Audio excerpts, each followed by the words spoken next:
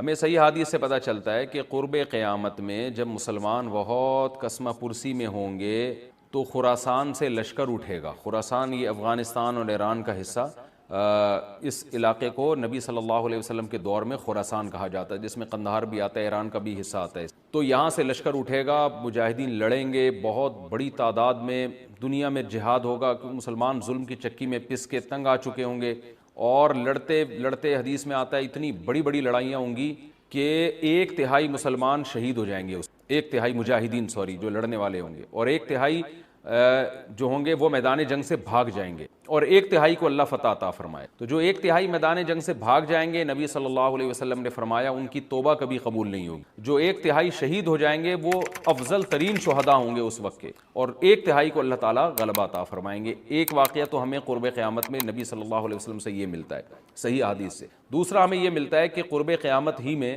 مسلمان کسمہ پرسی کا شکار ہوں گے تو تلاش کریں گے حضرت مہدی کو، کیونکہ حضرت مہدی وہ شخصیت ہیں جن پہ تمام نیک لوگ جمع ہو جائیں گے اور وہ مسلمانوں کی میدان جنگ میں کمانڈ کریں گے، جہاد میں کمانڈ کریں گے. تو ان کو بیت اللہ میں تلاش کیا جائے گا.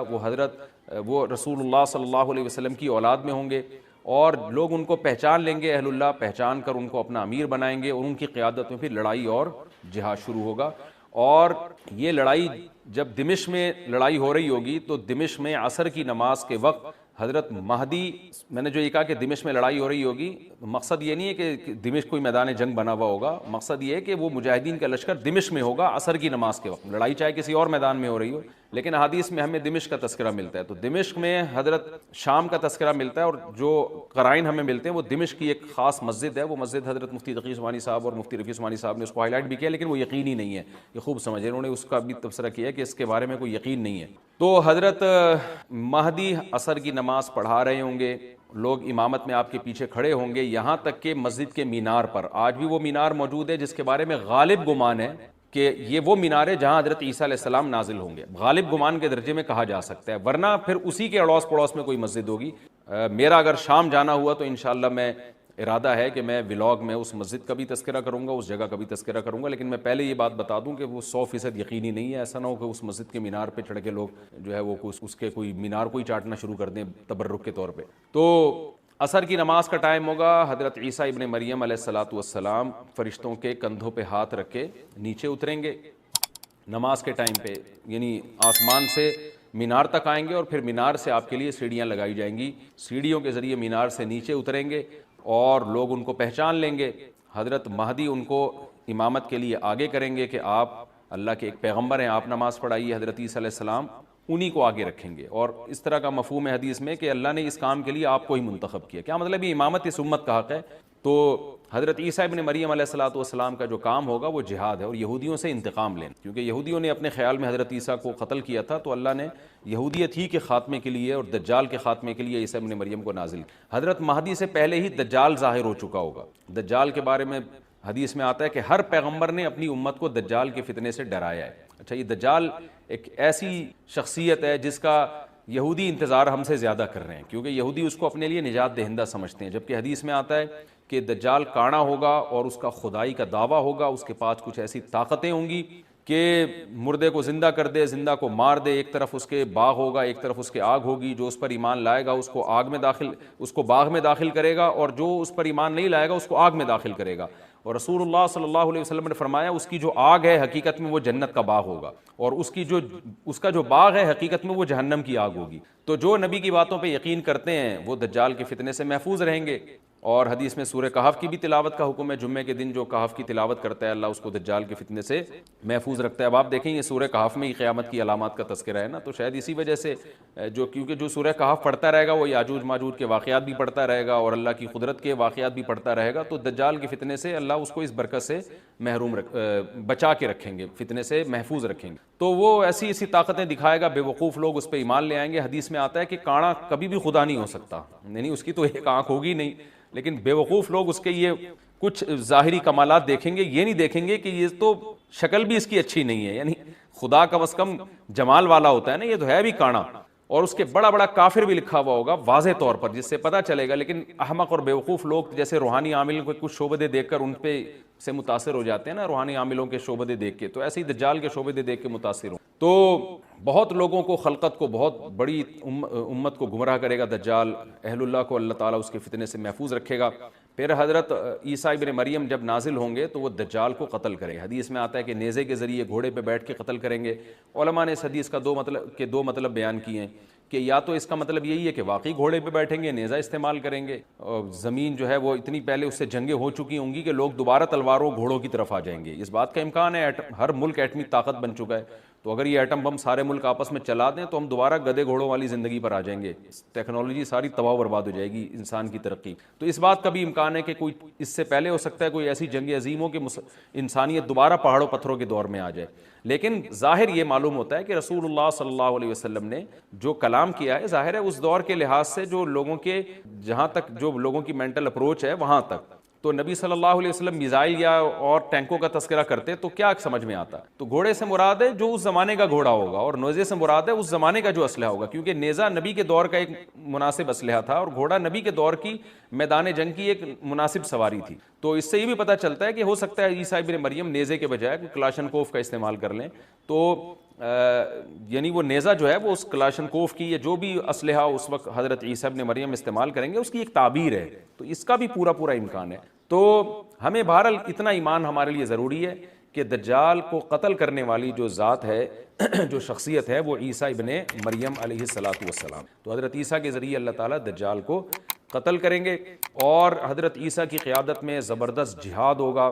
حدیث میں آتا ہے کہ عیسیٰ ابن مریم اس دنیا کو امن سے بھر دیں گے. اتنا امن ہو جائے گا اور اتنی مالی فراوانی ہوگی، اتنی مالی، کیونکہ دنیا میں مال بہت ہے، ڈسٹریبیوشن صحیح نہیں ہے. جو تقسیم ہے نا مال کی وہ ظالمانہ ہے، جس کی وجہ سے غریب سے غریب تر ہے، امیر سے امیر تر ہے. حضرت عیسیٰ ابن مریم ایسا نظام قائم کریں گے کہ جس سے مال کی صحیح تقسیم، اور لوگ اٹھیں گے زکوٰۃ کا مستحق تلاش کریں گے اور لوگوں کو زکوٰۃ کا مستحق نظر نہیں آئے گا. غریب تلاش کرنا مشکل ہو جائے گا.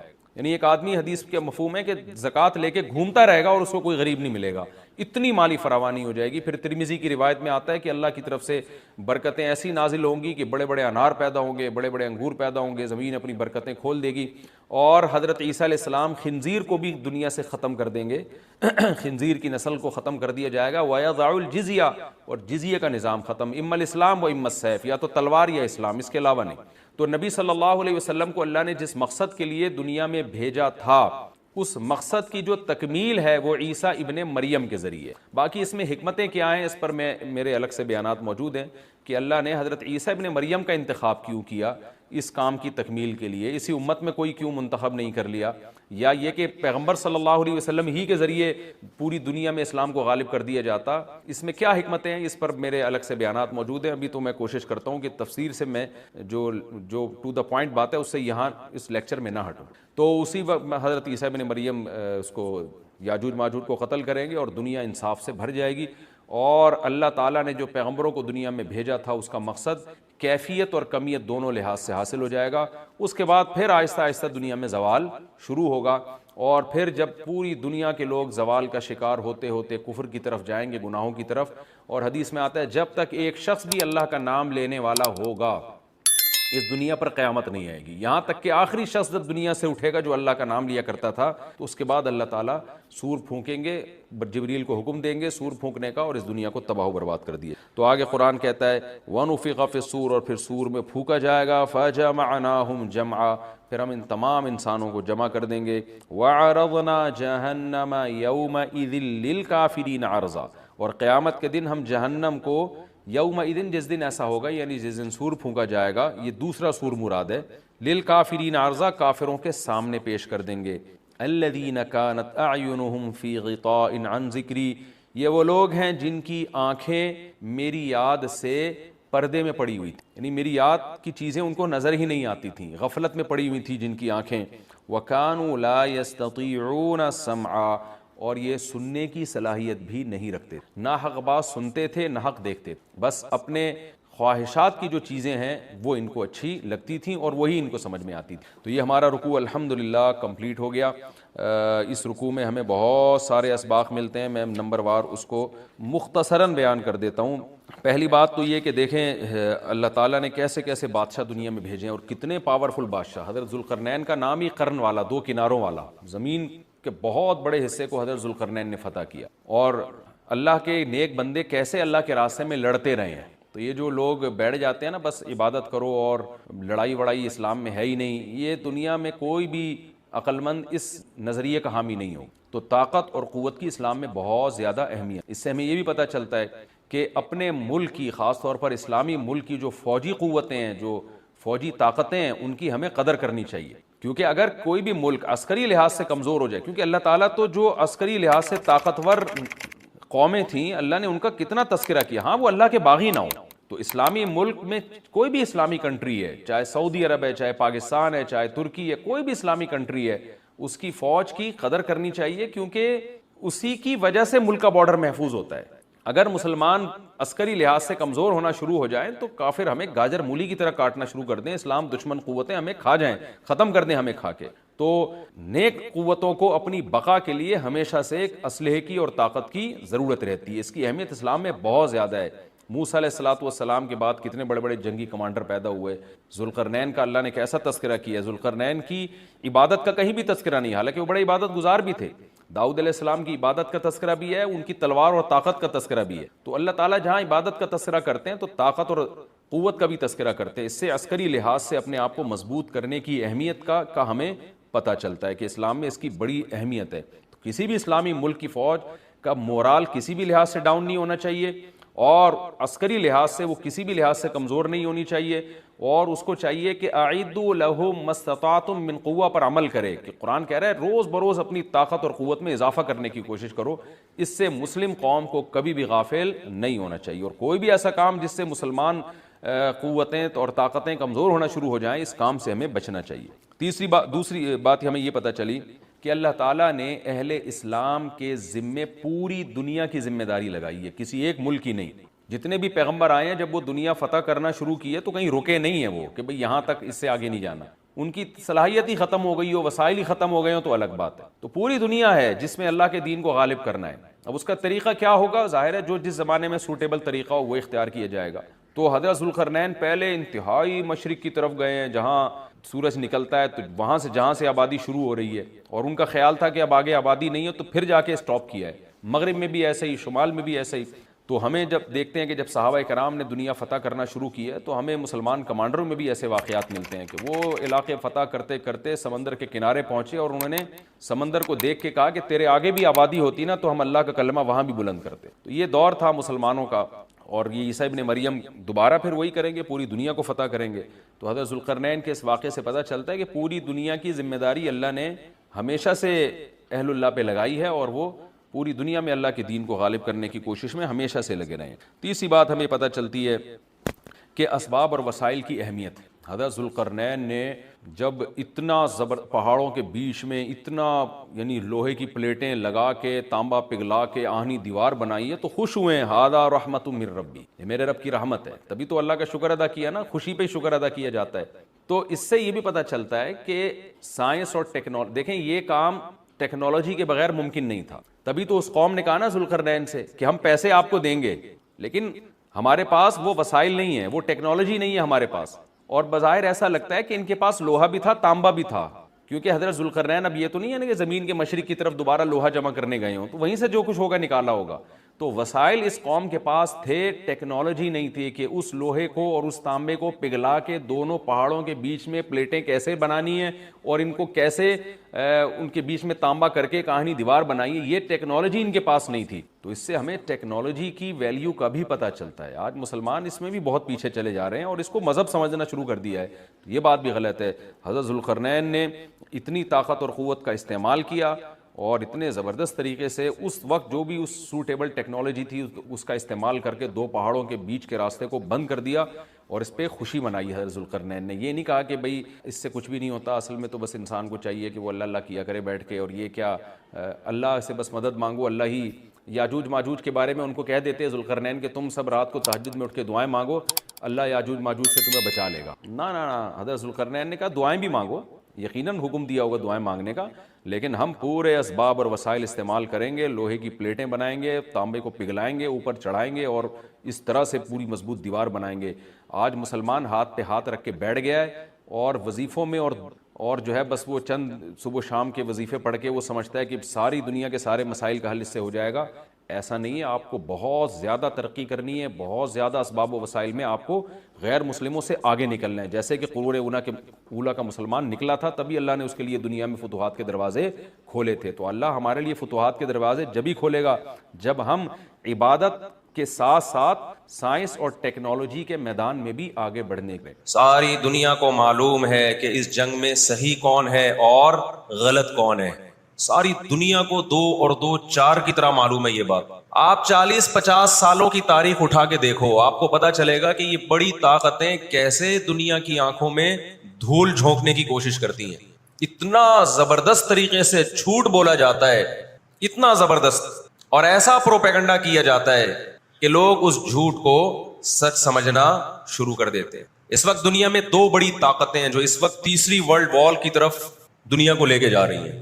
آپ کو پتا ہے پہلی جنگ عظیم میں کتنے لوگ ہلاک ہوئے, دوسری جنگ عظیم میں کتنے لوگ ہلاک ہوئے, اور اب جب تیسری جنگ عظیم ہوگی تو ہلاکتوں کا جو ریشو ہوگا, میں سمجھتا ہوں آدم علیہ السلام کے زمانے سے لے کر اب تک دنیا میں جتنی ہلاکتیں ہوئی ہیں وہ ایک طرف ترازو کے ایک پلڑے میں رکھ دیں آپ, اور یہ تیسری جنگ عظیم جو اسرائیل کی وجہ سے ہونے جا رہی ہے اس میں جو ہلاکتیں ہوں گی وہ تمام ریکارڈ توڑ دیں گی, اور اس کا ذمہ دار برطانیہ, امریکہ اور اسرائیل ہوگا, جو دنیا میں سب سے زیادہ تہذیب کے ٹھیکے دار سمجھے جاتے ہیں. اس لیے میرے سامنے یہ نہ کیا کرو گورے کے اخلاق بہت اچھے ہوتے ہیں, تھینک یو سے بات شروع کرتا ہے, تھینک یو پہ ختم کرتا ہے.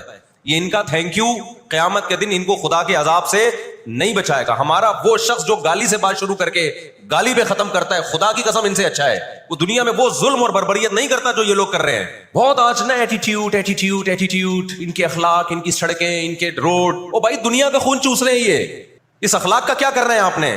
دنیا میں 2 بڑی جنگیں ہو چکی ہیں, ان دونوں بڑی جنگوں میں کہیں بھی کسی مسلمان کا نام بولو نہیں آئے گا, کہیں بھی نہیں آئے گا, کہ یہ کسی فلاں مسلم کی وجہ سے ہوئی ہے یہ جنگ. اور اب تیسری جنگ عظیم کی طرح, اور یہ جنگ ہوگی, یہ ذہن میں رکھیں. اور میں آپ کی اطلاع کے لیے عرض کروں, اس وقت اسرائیل امریکہ کا غلام نہیں ہے, خوب سمجھ لیں. امریکہ کی گچی کس نے پکڑی ہوئی ہے؟ اسرائیل نے پکڑی ہوئی ہے.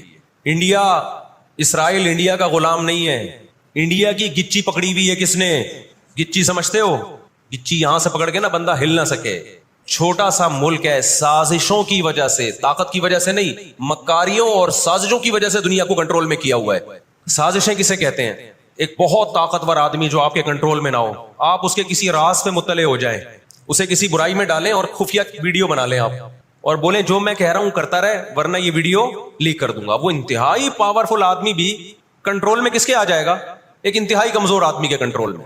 دیکھو ہم نہ یہودی کے خلاف ہیں, نہ عیسائیوں کے خلاف ہیں, نہ ہندوؤں کے خلاف ہیں, نہ سکھوں کے خلاف ہیں. ہندو, سکھ, عیسائی اور یہودی, ان کے بارے میں ہمارے پاس قرآن کی واضح تعلیمات ہیں. لا اکراہ فی الدین قد تبین الرشد من الغی, دین میں کوئی زبردستی نہیں ہے, کسی شخص کو مذہب کی تبدیلی پر مجبور نہیں کیا جائے گا, کیونکہ اللہ نے سیدھا راستہ اور غلط راستہ 2 اور 2 4 کی طرح بیان کر دیا ہے. جس کا دل چاہے سیدھے راستے پہ چلے, جس کا دل چاہے برے راستے پہ چلے. قرآن نے یہ بھی واضح کر دیا کہ آپ کسی پر زبردستی نہیں کر سکتے, تلوار کی زور سے کسی کو اسلام میں داخل نہیں کر سکتے. اے اللہ ہم نے ان غیر مسلموں سے سلوک کیسا کرنا ہے یہ بھی قرآن نے بیان کر دیا. لا ينهاكم الله عن الذين لم يقاتلوكم في الدين ولم يخرجوكم من دياركم ان تبروهم, 28واں پارہ. جو بھی غیر مسلم ہے, چاہے وہ یہودی ہو, چاہے وہ عیسائی ہو, چاہے وہ ہندو ہو, سکھ ہو, بدھسٹ ہو, اللہ فرماتے ہیں اللہ تمہیں ان سے اچھے سلوک سے منع نہیں کر رہا, بلکہ اچھے سلوک کا اللہ تمہیں حکم دے رہا ہے. ہمارے نبی صلی اللہ علیہ وسلم جب کوئی یہودی بیمار ہوتا اس کی بھی عیادت کے لیے اسی طرح جایا کرتے تھے جیسے کسی مسلمان کی عیادت کے لیے جاتے. ہمارے نبی کی زوجہ ایک یہودی خاندان سے تھیں, وہ اپنے یہودی خاندان کو ہدیے دیا کرتی تھیں. ہمارے نبی صلی اللہ علیہ وسلم نے اس عمل سے انہیں منع نہیں کیا. ہماری دشمنی یہودیوں سے نہیں ہے, عیسائیوں سے نہیں ہے, ہماری دشمنی ان یہودیوں سے ہے جو اسرائیل کو سپورٹ کر رہے ہیں. نبی صلی اللہ علیہ وسلم نے فرمایا تمہاری یہود سے لڑائی ہوگی, جہاد ہوگا, یہاں تک کہ کوئی یہودی اگر پتھر کے پیچھے چھپے گا تو پتھر کہے گا کہ اے مسلمان یہ یہودی ہے, اس کو قتل کر دے, یہ میرے پیچھے چھپا ہوا ہے. ہر درخت بھی گواہی دے گا, ہر پتھر بھی گواہی دے گا, الا الغرقد, سوائے غرقد درخت کے. یہودیوں کا کوئی مقدس درخت ہے جو اسرائیل میں بہت زیادہ لگاتے بھی ہیں یہ لوگ. نبی صلی اللہ علیہ وسلم نے جب یہ بات ارشاد فرمائی تو اس وقت مسلمانوں کی یہودیوں سے ایسی کسی لڑائی کا تصور بھی نہیں تھا. ایک پیش گوئی تھی جو کسی کے خواب و خیال میں بھی نہیں تھا کہ صدیوں بعد جا کے ایسا ہو سکتا ہے. اس سے بھی پتہ چلتا ہے کہ ہمارے نبی صلی اللہ علیہ وسلم کی جو پیش گوئیاں ہیں اگر وہ پوری نہیں ہوئی تو آپ ٹائم کا انتظار کریں, ایک وقت پوری ہو جائیں گی. 1300 سال تک مسلمانوں کو اس حدیث کا مطلب سمجھ میں نہیں آیا. عملی دنیا میں ایمان تو تھا سب کا کہ اللہ کے نبی نے جو فرمایا برحق ہے, کیونکہ یہودیوں سے میں نے بتایا نا لڑائی ہوئی نہیں ہے. جب مدینہ سے اور جزیرہ عرب سے ان کو نکالا گیا, یہ دنیا کے مختلف ملکوں میں جا کے آباد ہو گئے. اس کے بعد یہ ہمیشہ یا تو عیسائیوں کے زیر سایہ رہے ہیں یا مسلمانوں کے زیر سایہ رہے. ان کی لڑائی اگر ہوئی عیسائیوں سے ہوئی ہے, مسلمانوں سے ان کا کبھی ٹاکرا نہیں ہوا. لیکن پیغمبر صلی اللہ علیہ وسلم نے کیا فرمایا صحابہ سے, تقاتلون, تم لڑو گے. تم سے مراد یہ امت لڑے گی. ایک وقت آنے والا ہے اور ایسی لڑائی ہوگی, ایسی لڑائی ہوگی کہ حتی یختبی احدکم وراء الحجر, کہ پتھر اور درخت بھی یہودی کا ساتھ دینا چھوڑ دیں گے. آج دنیا جن حالات کی طرف جا رہی ہے نا, یہ ایسا لگتا ہے کہ اس حدیث کے پورا ہونے کا ٹائم آ گیا ہے.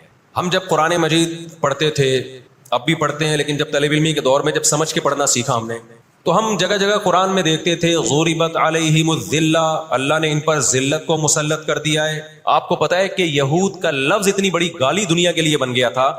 ایران میں بہت زیادہ یہودی ہیں, پتا ہے آپ کو, اسرائیل کے بعد سب سے زیادہ یہودی ایران میں ہیں, لیکن انہوں نے اپنا نام ایران میں یہود نہیں رجسٹرڈ کروایا, کلیمی رجسٹرڈ کروایا ہوا ہے موسیٰ کلیم اللہ کی نسبت. کیوں؟ ان کو پتا ہے کہ یہود کا لفظ دنیا میں کیا بن چکا ہے, گالی.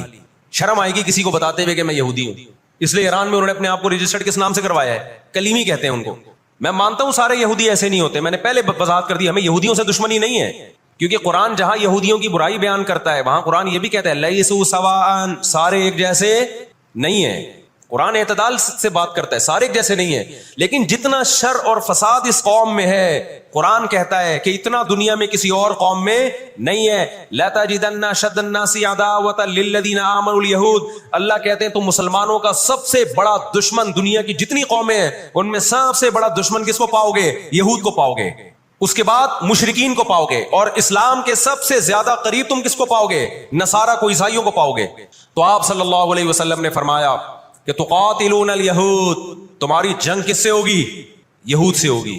دجال کس کا سپورٹر ہوگا, بولتے کیوں نہیں, ابھی تو دجال آیا نہیں ہے اور آپ نے بولنا چھوڑ دیا ہے, جب آئے گا تو پھر تو اچھوں کی بولتی بند ہو جائے گی.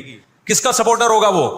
ہاں میں عرض کر رہا تھا کہ ہم جب قرآن پڑھتے تھے غوربت علیہم الذلہ, قرآن کہتے ہیں ہم نے ذلت ان کے اوپر دے ماری ہے, ان فسادوں کی وجہ سے جو یہ کرتے رہے ہیں دنیا میں, ان فسادات کی وجہ سے. ہم جب پڑھتے تھے ہم کہتے تھے اے اللہ آج تو یہودی ذلیل نہیں ہے. اسرائیل کتنا پاورفل ہے کہ گچی کس کی پکڑی ہوئی ہے اس نے, امریکہ کی. ہندوستان کو گچی سے پکڑا ہوا ہے, تو آج تو بڑی عزت ہے. میں نے اپنے استاد سے یہ سوال پوچھا, انہوں نے بڑا معقول جواب دیا, اور یہ تفسیر کی کتابوں میں بھی لکھا ہے. دیکھیں آپ یہودیوں کی ہسٹری اٹھا کے دیکھیں نا, ہمیشہ کوئی نہ کوئی ایسا ان پر مسلط ہوا ہے جنہوں نے ان کی شرارتوں کا مزہ ان کو دنیا میں چکھایا ہے. قرآن سے بھی یہ بات ثابت ہے کہ ان کو ان کی شرارتوں کا مزہ, عذاب جو ہے وہ دنیا میں ملتا رہے گا. میں بار بار کہتا ہوں ہٹلر نے بھی ان کو عذاب دیا ہے. ہٹلر سے پہلے بھی اسلامی نہیں بلکہ دنیا کی تاریخ میں بہت سے ہٹلر گزر چکے ہیں جنہوں نے ان کی شرارتوں کی ان کو دنیا میں سزا دی ہے. ہم پھر بھی بتائیں ہم ہٹلر کے حامی نہیں ہیں جو ظلم اس نے کیا, لیکن وہ بھی ان کی شرارتوں سے بیزار تھا. قرآن کہہ رہے ہم نے ان پر ذلت کو دے مارا ہے, دنیا میں بہت دفعہ رسوا ہوئے یہ. اب کیا ہے, یہ آخری ذلت ہے یہودیوں کی. آپ کو معلوم ہونا چاہیے جب دنیا میں کسی کو بہت زیادہ ذلیل کیا جاتا ہے نا تو پہلے اس کو عزت دی جاتی ہے. کسی کے گلے میں آپ جوتوں کا ہار پہنا دو, یہ بھی ایک ذلت ہے. اور ایک طریقہ یہ 3 پیس سوٹ ٹائی میں آپ اس کو صدارت کی کرسی پہ بٹھائیں اور پھر آپ اس کو جوتوں کا ہار پہنا دیں. بتاؤ کون سی بڑی ذلت ہے؟ یہ دوسری ذلت پہلی ذلت سے بڑی ہے. پوری دنیا میں مار کھانے کے بعد نا اپنی شرارتوں کی وجہ سے آج اللہ نے ان کو ایک تھوڑی سی حکومت دی ہے, ایک چھوٹا سا کنٹری. آپ اگر اسرائیل کو نقشے میں دیکھیں گے تو کراچی بھی بڑا ہے اسرائیل سے، اتنا چھوٹا ملک، اتنا چھوٹا ملک، اور تعداد بھی بہت تھوڑی. اللہ نے انہیں کچھ وقت پنپنے دیا ہے. اللہ نے کہا ٹھیک ہے، تم دنیا تمہاری آخری شرارت دیکھ لے، اس کے بعد جو میری طرف سے تم پہ مار پڑنے والی ہے، اس کے بعد قیامت تک تم دوبارہ اٹھنے کے قابل نہیں رہو. یہ آخری ذلت کا انتظام ہو رہا ہے یہود کا. اور جو فائنل میچ ہوتا ہے نا وہ شاندار ہی ہوتا ہے. کیا خیال ہے؟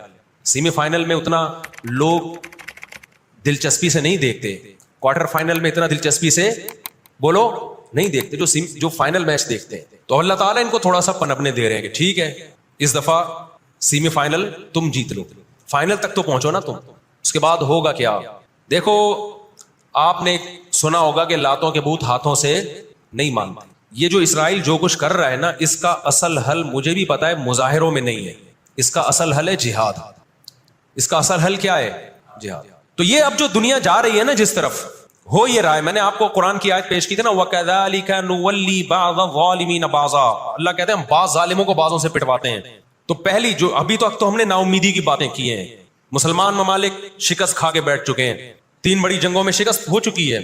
اس کے بعد اب کسی مسلم کنٹری میں اسرائیل پر چڑھائی کی طاقت نہیں ہے. ان کو پتا ہے پیچھے امریکہ بیٹھا ہوا ہے، پورا یورپ. رشیا نے یوکرائن جیسے اتنے سے کنٹری پہ حملہ کیا. آپ نقشے میں دیکھیں یوکرائن اتنا سا ہے، رشیا کیا ہے، یوں اگر وہ پاؤں بھی رکھ دینا تو کچھ چل دے.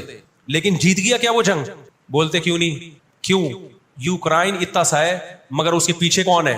پورا یورپ ہے، پورا یورپ اس کے پیچھے. یہ جنگ طول پکڑتی جا رہی ہے. رشیا اب تک یوکرائن کو کنٹرول میں نہیں لے سکتا. اور مجھے تو ایسا لگتا ہے، میں کوئی یقینی رپورٹ نہیں ہے، شاید اس جنگ کے پیچھے بھی اسرائیل کی سازش ہو. ان کو پتا تھا کہ ایک ہمارا دشمن ہے سوویت یونین، روس. جب 1956 میں جنگ ہوئی ہے نا، برطانیہ، فرانس اور اسرائیل نے مل کے حملہ کیا تھا مصر پہ، تو دھمکی کس نے دی تھی؟ روس کی دھمکی سے پیچھے ہٹے. روس نے کہا تھا نیوکلیئر اٹیک کروں گا میں، تو پیچھے ہٹ گئے. روس مسلمانوں کی خیر خواہی میں نہیں کر رہا تھا. روس کو یہ تھا کہ جب دنیا کا باپ میں بننا چاہتا ہوں تو تم دنیا کے باپ بننے کی کوشش کیوں کر رہے ہو؟ اگر یہ باپ بن گئے تو اس کو پتا تھا ہماری چودراہٹ ختم ہو جائے گی. تو اللہ ایک ظالم کو دوسرے ظالم سے پٹواتے ہیں. تو آج بھی رشیا، چائنا وہ اسرائیل کے حق میں نہیں. عین ممکن ہے اللہ مظلوموں کی آواز سے ایسے حالات پیدا کر دے کہ اس جنگ میں براہ راست کون کود پڑے؟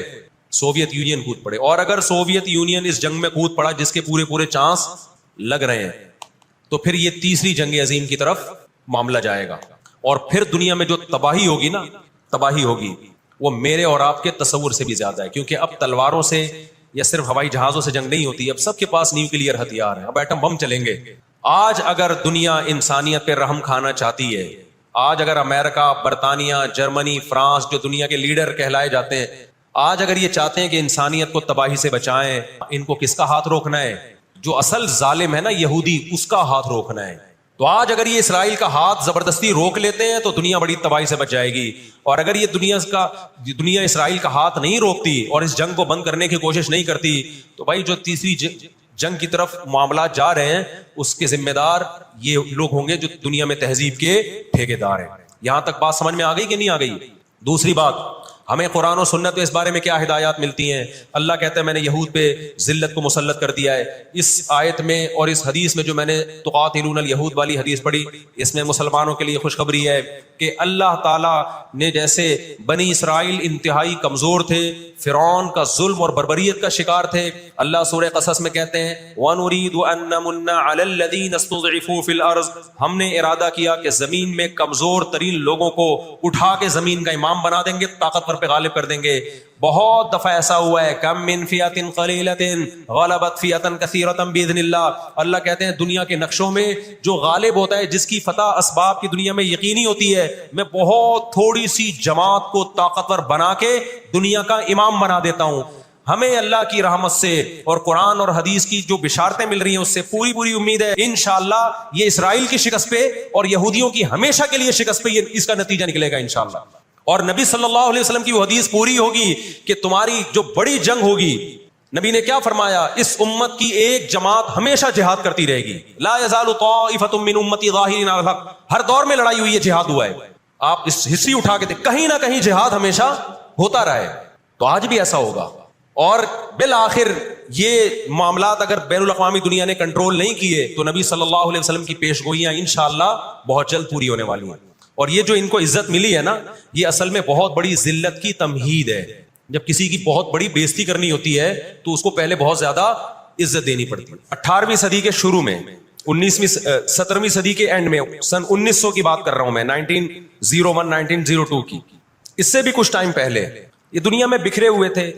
دنیا میں کسی کو ان سے دشمنی نہیں, لیکن دنیا میں جہاں بھی گئے کبھی ایسا نہیں ہوا کہ انہوں نے سازشیں ترک نہ کی ہوں. ہٹلر جو تھا نا دوسری جنگ عظیم میں تو جرمنی گیا ہوں نا, میں نے وہ قبرستان بھی دکھایا تھا یہودیوں کا. ہٹلر نے یہودیوں پہ بہت زیادہ ظلم کیا, جو بالکل غلط کیا. ہم اس ظلم کو کبھی بھی حوصلہ افزائی نہیں کرتے, دیگوں میں اٹھا اٹھا کے زندہ ڈال دیا کرتا تھا. ہم اس عمل میں ہٹلر کی بالکل بھی حوصلہ افزائی نہیں کرتے, اس عمل کو اپریشیٹ نہیں کرتے. لیکن اس نے ایک تاریخی الفاظ کہے تھے, اسے پتا تھا دنیا مجھے برا کہے گی بعد میں کہ لاکھوں یہودی مار دیے میں نے. اس نے کہا میں چاہتا تھا سب کو قتل کر دیتا, ایک بھی زندہ نہ چھوڑتا, لیکن کچھ میں زندہ چھوڑ کے جا رہا ہوں تاکہ دنیا جب مجھے یاد کرے گی نا کہ یہودی ظالم تھا تو دنیا کو پتا چلے گا کہ میں نے ان کو قتل کیوں کیا.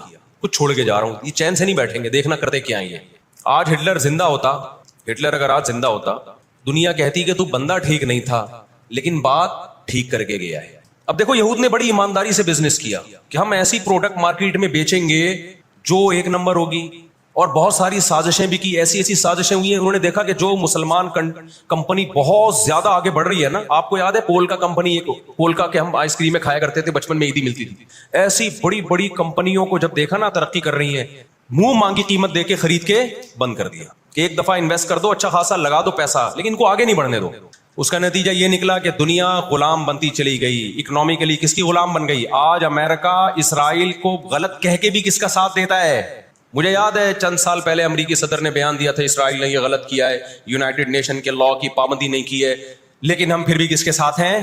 پورے الفاظ بتا رہا ہوں میں, پھر بھی ہم کس کے ساتھ ہیں مانتے ہوئے. اس کو پتا ہے, وہ اس کی مثال وہ 50-50 میں ایک آیا کرتا تھا نا, 50-50 میں ایک کلپ وائرل ہوا ہے کہ کمنٹری ہو رہی ہے کہ سلیم اللہ بہت اچھا کھیل رہا ہے اور کلیم اللہ تو کھیل ہی نہیں رہا. اب لوگ جو کمنٹری کرنے والا ہے اس سے کہہ رہے ہیں بھائی یا تو کھیل ہی نہیں رہا, وہ جو تماشائی تھے وہ چھوڑ کے جانے لگے تو غلط کمنٹری کر رہا ہے. اس نے کہا تم جہنم میں چلے جاؤ لیکن کھیل یہی صحیح رہا ہے, بھلے تم جاؤ. وہ انہوں نے کہا ہم گھر جا رہے ہیں, انہوں نے کہا تم گھر نہیں, تم جہنم میں جاؤ, لیکن یہی سلیم اللہ بہترین کھیل رہا ہے. پھر دکھایا کہ پیچھے بندوق رکھی ہوئی ہے کسی نے. تو اس وقت امریکہ کو گچی سے کس نے پکڑا ہوا ہے؟ طاقت امریکہ کے پاس زیادہ ہے, سازشیں کس کے پاس زیادہ ہیں؟ اسرائیل کے پاس. معیشت پہ ایسا قبضہ کیا ہوا ہے, گچی سے پکڑا ہوا ہے کہ ہلنا نہیں. 2 سازشیں انہوں نے کی ہیں. نمبر 1, تجارت اپنے کنٹرول میں لو. قرآن کہتا ہے وَأَخْذِهِمُ الرِّبَا وَقَدْ نُهُوا عَنْهُ, اللہ نے ان پر سود لینے پر پابندی لگائی تھی. انہوں نے دنیا کو سود کے نظام میں لپیٹ دیا. پوری دنیا کی دولت مرتکز ہو کے کس کے پاس آنے لگی؟ یہودیوں کے پاس. مذہبی ریاست بنائی جا رہی ہے. اس کی مثال ایسے ہے جیسے ہم مسجد بنا رہے ہیں اور بندوق ہاتھ میں لے کے لوگوں کو ڈکیتیاں کر کے پیسہ لاؤ, جتنا پیسہ بنے گا, جتنا پیسہ اکٹھا ہوگا ہم اس سے کیا بنائیں گے؟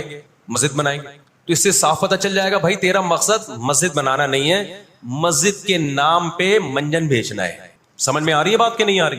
لیبل مسجد کا لگ رہا ہے اس کے پیچھے, کیونکہ جو مسجد جو بنانا چاہتا ہے وہ کبھی بھی حرام پیسے سے مسجد نہیں بنائے گا.